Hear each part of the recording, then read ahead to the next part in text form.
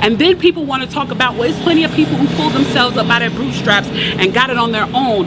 Why can't they do that? Let me explain to you something about economics in America. And I'm so glad that as a child, I got an opportunity to spend time at Push where they taught me this, is that we must never forget that economics was the reason that black people were brought to this country. We came to do the agricultural work in the South and the textile work in the North. Do you understand that? That's what we came to do.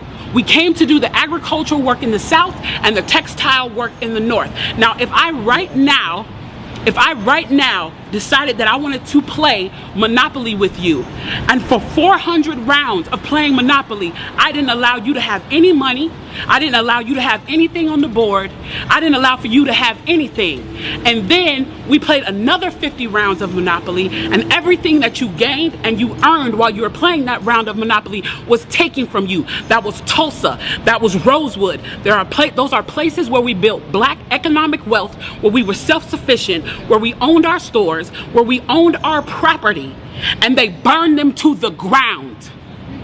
So that's 450 years. So for 400 rounds of Monopoly, you don't get to play at all. Not only do you not get to play, you have to play on the behalf of the person that you're playing against. You have to play and make money and earn wealth for them, and then you have to turn it over to them.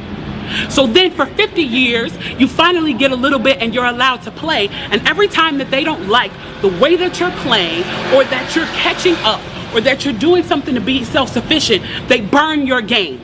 They burn your cards. They burn your Monopoly money. And then finally at the release and the onset of that, they allow you to play and they say, okay, now you catch up. Now at this point, the only way you're going to catch up in the game is if the person shares the wealth, correct? But what if every time you share the wealth, then there's psychological warfare against you to say, oh, you're an equal opportunity hire. So if I played 400 rounds of Monopoly with you and I had to play and give you every dime that I made, and then for 50 years, every time that I played, if you didn't like what I did, you got to burn it like they did in Tulsa and like they did in Rosewood, how can you win? How can you win? You can't win. The game is fixed. So when they say, why do you burn down the community? Why do you burn down your own neighborhood? It's not ours. We don't own anything. We don't own anything. Trevor Noah said it so beautifully last night. There's a social contract that we all have, that if you steal or if I steal, then the person who is the authority comes in and they fix the situation. But the person who fixes the situation is killing us. So the social contract is broken. And if the social contract is broken, why the fuck do I give a shit about burning the fucking Football Hall of Fame, about burning a fucking Target? You broke the contract when you killed us in the streets and didn't give a fuck. You broke the contract when for 400 years we played your game and built your wealth.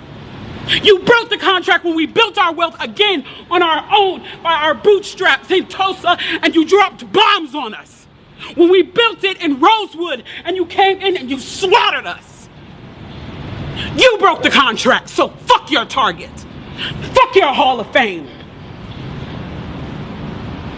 As far as I'm concerned, they could burn this bitch to the ground.